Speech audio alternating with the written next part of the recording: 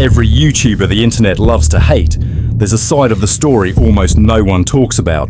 From donating thousands to flood and wildfire victims, to funding scholarships that changed real lives, to simply showing up for people when no one else did. These are 6 creators who faced massive backlash. So much so that most people missed the rare moments they actually won the internet's heart. And we're starting with one of the last people you'd expect. This is a guy known for harassing people in public for YouTube views. The guy who's been arrested more times than most YouTubers can count, and who built an empire on chaos and viral stunts. But before all the controversy, there was a different version of Vitaly. Vitaly Zdorovetskiy didn't always look like a walking headline. In 2012, his Miami zombie attack prank catapulted him into YouTube stardom. Dressed like a blood-covered zombie, Vitaly terrified people on the streets of Miami.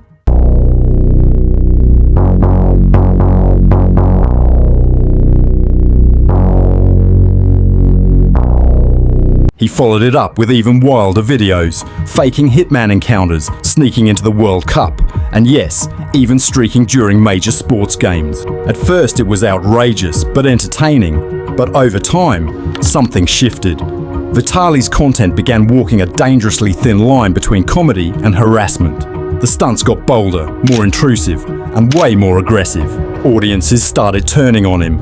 What once felt like edgy humor now just looked like cruelty for clicks. Fast forward to 2025, and Vitaly still makes headlines. But this time, it's not just for being in handcuffs, it's where he was arrested that raised eyebrows. On April 2nd, 2025, Vitaly was arrested once again, this time in the Philippines. He was accused of harassing security guards, snatching their caps and taunting them. Stole property, including a patrol motorcycle. He threatened a Filipina, calling her slurs and saying he'd rob her. I'm gonna fucking rob you. Jumped on top of a jeepney, drove a tricycle recklessly, trespassed into a McDonald's kitchen and stole from it, made derogatory jokes about locals and encouraged negative review bombing. But here's the twist. Vitaly wasn't in the Philippines to harass people. Guys, we are live right now with my mom. We're going to Negritos tribe. It's one of the oldest tribes in Philippines, and we're gonna go donate and pay it forward. I'm just super excited, man. He was there primarily for charity. In video clips posted on his social media platforms, Vitaly is seen delivering school supplies, electronics, cash, and food to people in need, some of whom lived in remote, flood-affected areas. It was the kind of gesture you'd expect from a humanitarian, not from a guy with this many mugshots. But all of this is overlooked for obvious reasons. Surprisingly, this wasn't Vitaly's first attempt at doing good. Back in 2020, during the peak of Australia's devastating bushfires, he launched a GoFundMe campaign aiming to raise $500,000 for wildlife rescue efforts, emergency services, and displaced communities. But even that noble act didn't come without controversy, because to raise awareness, he attempted to climb the Egyptian pyramids, a stunt that got him arrested once again. Welcome to another video. What I'm about to do is for a great cause. Let's do this. Was it reckless? Sure, but in his mind, it was a risk worth taking to push a cause bigger than himself. Vitaly is still seen as a troublemaker by much of the internet. And speaking of misunderstood, no one sparks division online quite like Sneako. If the internet had a hall of controversy, Sneako's face would be carved on the front door. He's been called a provocateur, a grifter, a misogynist, and everything in between. But it wasn't always this way. Sneako started out with a camera, a mic, and a perspective. In his early days, he was known for thought-provoking commentary, like "Would you say yes if a stranger proposed?" and "The problem with modern society." His videos were raw, reflective, and even poetic at times. Some saw him as the voice of young disillusionment, unfiltered but honest. But somewhere along the way, the voice got louder, and the message much darker. The red pill. Sneako's pivot into polarizing masculinity content sparked a wildfire of backlash. Platforms took notice. He was banned from YouTube, flamed across Reddit, and slowly exiled from the very audience that once admired his introspection. His online persona became so volatile, people forgot something else about him. He still had a heart. In early 2024, during the holy month of Ramadan, Sneako was spotted in Dubai. Not partying, not live streaming chaos, but handing out food to fasting Muslims in need. And later that same year, with the war intensifying in Gaza, Sneako didn't stay silent. Instead, he used his following to raise over $100,000 in donations, an effort that surprised even some of his critics. By the way, big congratulations for, I don't care what you guys are saying, we raised $100,000 for Gaza, bro. But perhaps most shockingly was the money he turned down. In late 2024, Sneako revealed that he had been offered $20 million by a major gambling brand on one condition: promote their brand to his fan base. He declined. Even his harshest critics were forced to pause. I turned down $20 million a year because I don't want to gamble. Because I'm thinking long term. Because you guys press me all the time about rejecting the gambling deal. No disrespect to people that do gambling things, but I don't want to exploit my audience, which is essentially what it is. And one more moment stood out. When popular disabled streamer Jake Future threw a birthday party, multiple online creators RSVP'd, but no one showed up. No one, except Sneako. It wasn't for views. There was no PR stunt. Just one creator showing up for another when it mattered most. Sneako's name still sends the internet into a frenzy, but behind the outrage machine, behind the viral rage bait, there are moments, real, human moments, where he did the exact opposite of what the headlines would have you believe. And speaking of turning a bad reputation into a moment of clarity, let's talk about someone who once shocked the entire internet, not with hate, but with a forest. For a while, Logan Paul was the most hated man on the internet, and many believed he deserved that label. But what's often forgotten is how Logan Paul didn't just fade away, he tried to make things right. Logan Paul's rise to fame was a masterclass in early internet domination. He was loud, energetic, and always on the edge of ridiculous. By the time he transitioned to YouTube, Logan had millions of subscribers, daily vlogs, brand deals, and an audience that treated him like a god. He was a phenomenon. But then came the video that changed everything. In December 2017, Logan uploaded a video filmed in Aokigahara Forest, a location in Japan infamously associated with suicide. In that vlog, he filmed the body of a suicide victim, laughed uncomfortably, and treated the moment like entertainment. The backlash was massive. Mainstream media called for his ban, sponsors dropped him, even YouTube removed him from Google Preferred. But Logan didn't go completely silent. He issued an apology. I've made a severe and continuous lapse in my judgment, and I don't expect to be forgiven. I'm simply here to apologize.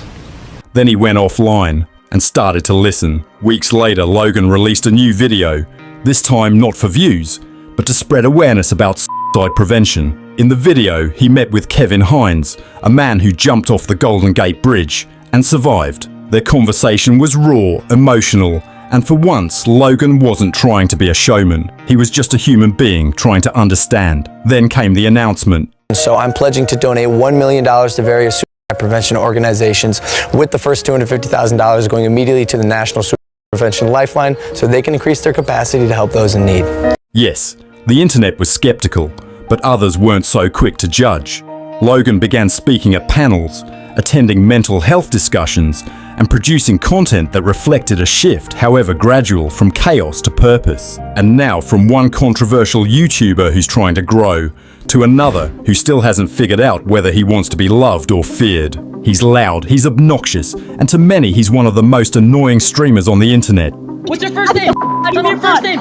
I'll give you Miami. I don't give a you're 10 years old. I will you in the ass until you bleed. I swear to God. This is Neon, a streamer whose rise has been built on clout chasing, shock moments, and internet beefs. But even this chaos merchant has some heart buried in the madness. Neon didn't climb the ranks with subtlety. He sprinted into virality by inserting himself into Tate's world, going viral for his high-pitched voice, outrageous takes, and non-stop yelling on live streams. You know who the I am? No, I don't. I'm sorry. He positioned himself as a Gen Z entertainer who didn't care about backlash. And that strategy? It worked. Millions tuned in, not because they admired him, but because they couldn't look away. But here's something many people don't know. In December 2024, Neon did something that genuinely caught the internet off guard. He flew out to Jamaica for Christmas, not to party, not to vlog chaos, but to give back. He partnered with the Lasco Chin Foundation to donate Christmas gifts to orphans and families in need. He was seen handing out shoes, toys, and food. No loud live stream antics, just quiet generosity from a creator nobody expected it from. It wasn't a brand deal, it wasn't sponsored content, it was just human. And if you think that was unexpected, wait until you see how a YouTuber once accused of exploiting tragedy had also been celebrated for bringing real hope to some of the world's most vulnerable. With millions of fans, flashy thumbnails, and daily reaction uploads, Sniperwolf is one of YouTube's most recognizable faces. But she's also one of its most polarizing. Depending on who you ask, she's either a relatable gamer queen or a manipulative creator who crossed several lines. And when the spotlight burned brightest, the internet couldn't ignore what she did. Aliyah Shalesh rose to fame as a gaming YouTuber in the early 2010s. Her early Call of Duty gameplay mixed with commentary helped her stand out in a male-dominated space. Then came the pivot, reaction content, challenges, and lifestyle vlogs.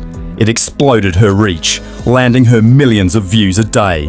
But the more she grew, the more her controversies followed her. She's faced criticism for stealing content for her reaction videos without giving any credit to the original creators, misleading thumbnails, and creating a toxic environment for commentary channels that called her out. But the biggest scandal? She doxed someone. In 2023, after a back-and-forth feud with YouTuber Jack's Films, Sniperwolf posted an Instagram story outside his home, publicly showing she knew where he lived. Jack and his wife were terrified and the internet reacted fast. Last night, Sniperwolf, a massive YouTuber, showed up outside of our home, recorded a video of our home, and then posted it to her 5.6 million Instagram followers, goading me with the line, "Let's talk like adults." In my 17 years on YouTube, I've never once had someone come to my home and vaguely threaten me. Sniperwolf needs to be deplatformed. Despite later deleting the story, the damage was done, and many fans walked away for good, some calling her delusional. But there is a story that paints a much more human, complicated side of Sniperwolf. In late 2021, a terminally ill child, a massive fan of hers named Kiara, while on Adam 22's podcast, expressed one final wish: to meet Sniperwolf in person. Who's your favorite person you follow on TikTok? Sniperwolf. She's like a really big YouTuber. Who's that? Sniperwolf. You don't know her. We gotta show you. You gotta put me on. I'll work on the Sniperwolf thing for you. That's crazy. I'm gonna try to get in touch with her. I know some people who know her, so hopefully we can make it happen. Wait, really? When Sniperwolf saw the video, she reached out to Kiara's mum. They exchanged texts and arranged to meet through video chat. The child waited. The mother followed up. Still, no meeting. Sniperwolf was criticized heavily for keeping the family waiting in silence, despite having initially promised to meet. But eventually, she did. She met the child, apologized, and explained the delay. It wasn't malice, she claimed. It was miscommunication, scheduling chaos, and differences in time zones. Then she did more than just show up. She donated $5,000 to the family to help with medical expenses, hospital stays, and support for the child. And if we rewind back to 2017, Sniperwolf was one of the first YouTubers to respond to one of America's deadliest mass shootings. After the Las Vegas concert massacre, she organized a charity livestream to raise funds for victims and their families. Sniperwolf's legacy is complicated. She's hurt people, blurred lines, and made dangerous choices. But she's also brought joy, fulfilled dying wishes, and helped victims in times of real need. And that brings us to one final name, a creator known for storytelling and education, now under fire for what some call cultural exploitation. Let's talk Nas Daily. At first glance, Nas Daily is one of the most uplifting creators on the internet. His videos feel like TED Talks with a GoPro, but behind all that positivity lies a long list of critics who say he's not as pure as he claims to be. Nusser Yassin made a name for himself creating 1-minute daily videos for 1,000 days straight. Each one told a story, from climate change to cultural beauty to obscure global heroes. But as his fame grew, so did the backlash. He was accused of oversimplifying global issues, commodifying cultures for views, and, at times, putting himself at the center of stories meant to spotlight others. His fallout with Wang Od's family in the Philippines went viral after they accused him of profiting off indigenous knowledge without full consent. But amid the heated debates, one thing's harder to deny. Nas has done a lot of good. While critics focused on his storytelling, Nas focused on building something bigger. He created Nas Academy, an education platform aimed at giving people from all over the world the skills to tell their own stories. Through a one-for-one scholarship program, the Academy has granted over 2,500 scholarships, alongside 2,000 community class students who now have skills in storytelling, videography, and editing. And then came disaster relief. In response to major floods in the Philippines, Nas launched charity classes, raising over $10,000 for victims. But he didn't just donate.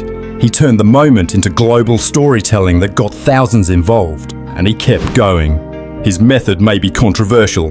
His storytelling, not always perfect, but his impact is undeniable. The internet never forgets your worst moments. But maybe, just maybe, it's worth remembering the good ones too.